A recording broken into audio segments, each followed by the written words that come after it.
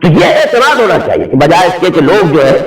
وہ آپ کے اوپر حاوی ہو جائیں کچھ نعرے لگا کر، آپ کو چاہیے کہ جو اپنی بات ہے، جو کتاب و سنت کی تعلیمات ہے، اس پر دھڑنے کے ساتھ پورے اعتماد کے ساتھ قائم رہے اور پوری جرت کے ساتھ اس کا اعلان کرے۔ اب میں آتا ہوں تیسری بات کی طرف۔ دینی معاملات میں ایک تو مسئلہ وہ ہے، نماز ہے، روزہ ہے، حج ہے، عمرہ ہے، صدقہ ہے، یہ تمام جو چیزیں ذکر ہے، یہ تمام چیزیں جو ہے جن کا ذکر سورہ احزاب کی آیت میں آیا۔ ایک اس سے اوپر کا مرحلہ ہے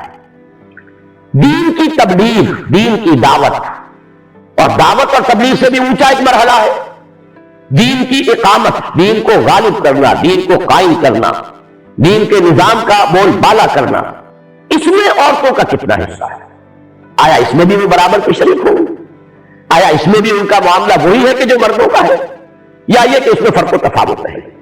اس کو میں چاہتا ہوں کیونکہ مجھ سے کہا گیا تھا کہ بعض خواتین اس مسئلے میں کافی پریشان ہیں،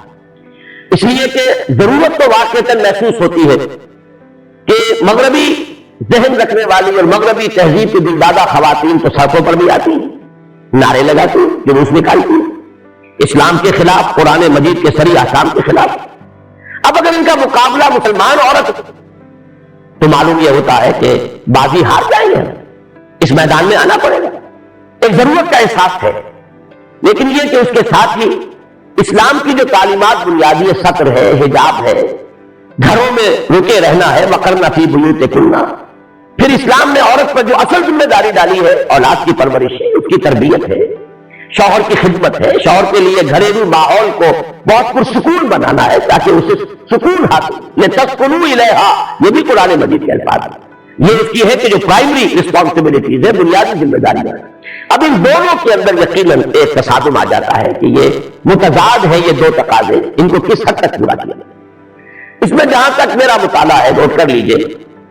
جب تک سطر اور حجاب کے احکام نازل نہیں ہوئے، یہ تو آپ کو معلوم ہے شریعت پوری ایک دم تو نہیں آئی تھی، بلکہ یہ کہ رفتہ رفتہ تدریجاً، اور شریعت ہم اکثر و بیشتر آئے ہیں ہجرت کے بعد۔ اس سے پہلے نہ پردے کے احکام تھے، نہ سطر کے احکام تھے، نہ اور کوئی دوسری شریعت کے اندر جو چیزیں حرام کی گئی، ابھی شراب بھی حرام نہیں تھی، جوا بھی حرام نہیں تھا، سود بھی حرام، کوئی شے حرام نہیں تھی۔ ابھی تو بنیادی بات توحید، رسالت پر ایمان، آخرت پر ایمان، اخلاق حسنہ، تزکیہ نفس، سارا زور اس پر چل رہا ہے۔ اس وقت تک تو ہمیں یہ نظر آتا ہے کہ صحابیات بھی بالکل دوش بدوش تھیں، شانہ بشانہ تھیں، ہر میدان میں انہوں نے وہ تمام مقامات بلند حاصل کیے ہیں کہ جو صحابہ نے، مردوں نے حاصل کیا۔ یہی وجہ ہے کہ سورۃ عمران کی اس آیت میں، جس کا میں نے ابھی حوالہ دیا تھا، انی لا اضیع عمل عامل منکم من ذکر و انثی بعضکم من بعض فالذین هاجروا واخرجوا من دیارهم وأوذوا في سبیلی وقاتلوا وقتلوا لأکفرن عنهم سیئاتهم ولأدخلنهم جنات تجری من تحتها الانہار۔ تو جن لوگوں نے اللہ کی راہ میں ہجرت کی، جنہیں اللہ کی راہ میں ایذائیں پہنچائی گئی، جنہوں نے اپنے گھروں کو چھوڑ دیا، اپنے گھر نکالے گئے، جنہوں نے اللہ کی راہ میں قتال کیا، اب یہ جو سارے معاملات ہیں، اس میں تو قاتلوا وقتلوا، اور قتل ہوئے، تو معلوم یہ ہوا کہ ان تمام چیزوں میں ہمیں نظر آتا ہے کہ خواتین بھی شریک ہیں۔ جیسے مالی انفاق میں جو خصوصی مقام حضرت ابوبکر صدیق کا ہے رضی اللہ تعالیٰ عنہ، مال خرچ کرنا دین کے لیے، میں سمجھتا ہوں کہ اتنا ہی مقام حضرت خدیجہ الکبریٰ کا بھی ہے رضی اللہ تعالیٰ عنہ، کوئی فرق و تفاوت آپ کو نہیں ملے گا۔ اسی طریقے سے حضور کی دلجوئی میں، حضور کی نصرت میں، جیسے تمام صحابہ جو ہے وہ ساتھ ہیں، اسی طریقے سے جو خواتین آپ کے ساتھ ایمان لائی ہے وہ بھی اس میں شریک ہیں۔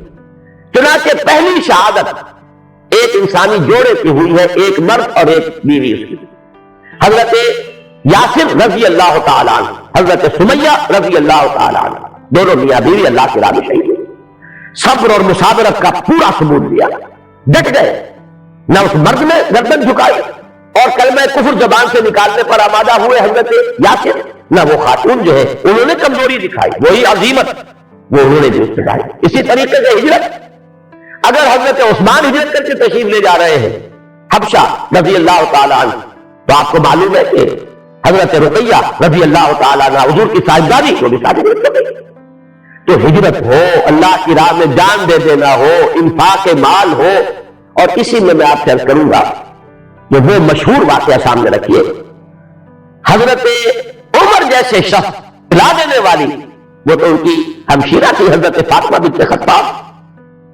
عمر کو عمر بنا دینے والی، عمر فاروق بنا دینے والی، اس لیے کہ اور تو کسی کی بات ابھی ان پر اثر انداز نہیں ہوتی.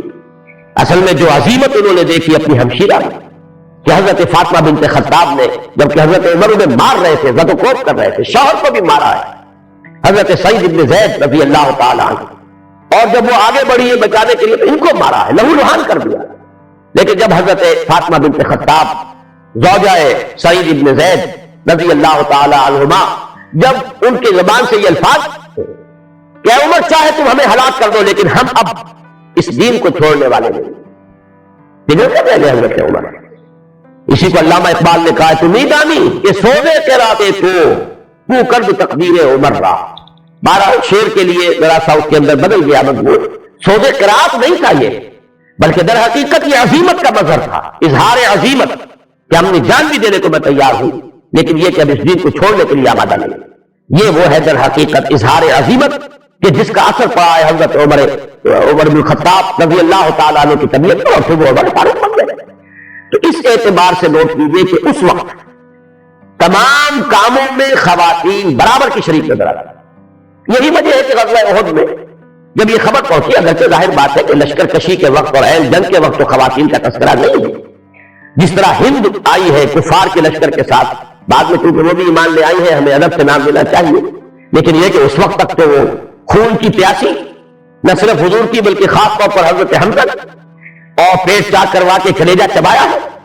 تو وہ جب آئی ہے تو وہ تو ان کے بارے میں تو آپ کو معلوم ہے کہ رج پڑھے ہیں، جیسے آج کل کا رواج ہے، انہوں نے یعنی گاتے ہوئے رج پڑھ کر جو کفار تھے ان کا حوصلہ بڑھایا ہے. اس طرح کا کوئی مسئلہ تو معاذ اللہ کسی مسلمان خاتون کا اس وقت بھی نہیں، لیکن یہ ضرور مل جاتا ہے کہ جب وقتی طور پر شکست ہو گئی ہے اور اس وقت جو ہے بڑا ہنگامی صورت پیدا ہوئی ہے تو پھر خواتین دوڑی ہیں، انہوں نے مرہم پٹی بھی کی ہے اور زخمیوں کو پانی بھی پلایا ہے. لیکن اس وقت تک پردے کے احکام نہیں آئے.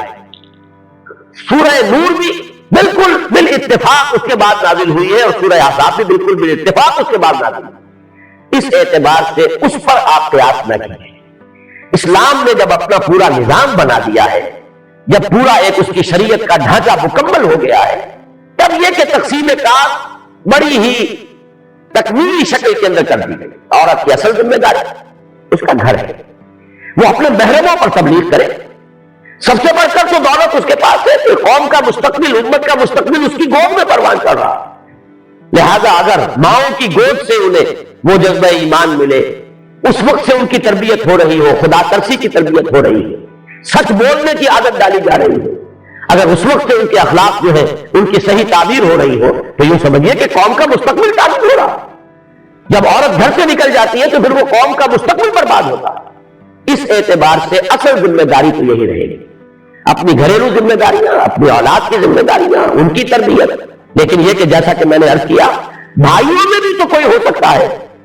جو جس طریقے سے عمر فاروق آخر ایک فرد تھے لیکن ایک فرد لاکھوں کے برابر تھا.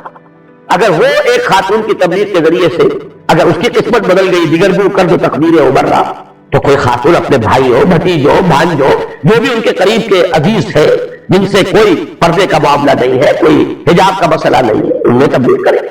پھر خواتین ہماری آبادی کا نصف ہے، لیکن خواتین کے ضمن میں بھی بہت زیادہ ایکٹیویٹی نہیں ہو سکتی ہماری خواتین، اس لیے کہ بہت وقت لگائیں گی. ظاہر بات ہے ذمہ داریاں جو ہے اس کو نقصان.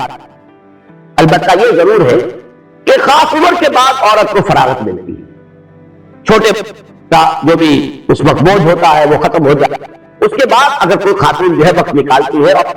تو اس میں کوئی چیز حرام نہیں ہے، کوئی چیز ایسی نہیں ہے کہ مطلق کر دیا گیا.